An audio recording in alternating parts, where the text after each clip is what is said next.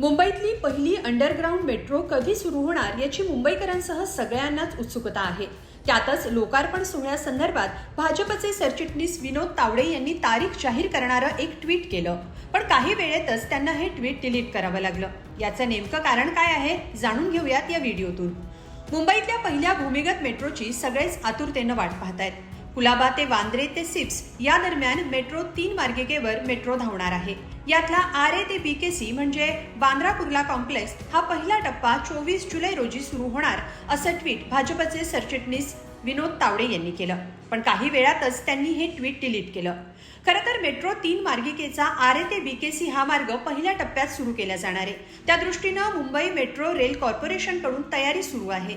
नुकताच RDSO पथकाकडून या मार्गावर चाचण्या घेण्यात आल्या।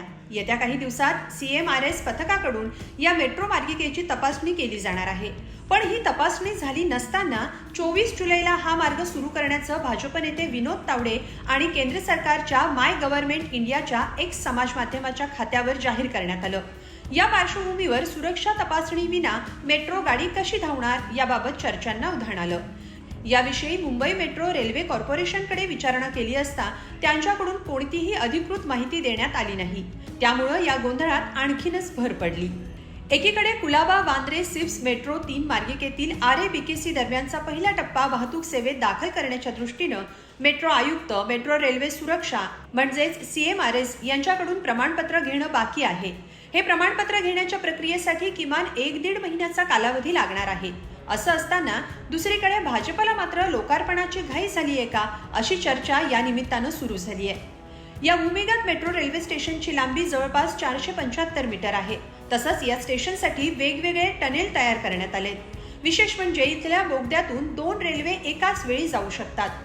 मुंबई मेट्रो रेल कॉर्पोरेशनच्या 33.5 किलोमीटर लांबीच्या भुयारी मेट्रो 3चं काम सुरू आहे। त्यासाठी 1.5 महिन्याचा कालावधी लागू शकतो। पण भाजपच्या नेत्यांना या लोकार्पणाची घाई दिसत असल्याची चर्चा भाजप नेते विनोद तावडे यांनी केलेल्या या ट्विटमुळे सुरू झाली। महाराष्ट्रात विधानसभा निवडणुका अवघ्या काही महिन्यात होत आहेत, त्यामुळे सत्ताधाऱ्यांनी भूमिपूजन आणि लोकार्पण सोहळ्याचा सपाटा लावलाय। शेवटच्या टप्प्यात राज्यातल्या विकास कामांचं श्रेय घेण्यासाठी सत्ताधारी झटत असले तरी किमान ते काम पूर्ण आहे का, संबंधित कार्यालयांनी तशी तयारी दाखवली आहे का हे पाहणं तरी गरजेचं असल्याचं मत व्यक्त होत आहे।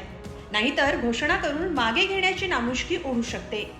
विधानसभा निवडणुकीची आचारसंहिता लागण्यापूर्वी मेट्रोच्या या लोकार्पणाचा मुहूर्त साधण्याचा भाजपचा प्रयत्न आहे, पण तपासणी आणि प्रमाणपत्रासाठी सध्या तरी त्यांना वाट पाहावी लागणार आहे। दरम्यान आता जरी हे ट्विट डिलीट केलं असलं तरी येत्या काही दिवसातच लोकार्पण सोहळा झाला तर आश्चर्य वाटायला नको। याबाबत तुम्हाला काय वाटतं हे कमेंट बॉक्समध्ये नक्की लिहा। धन्यवाद।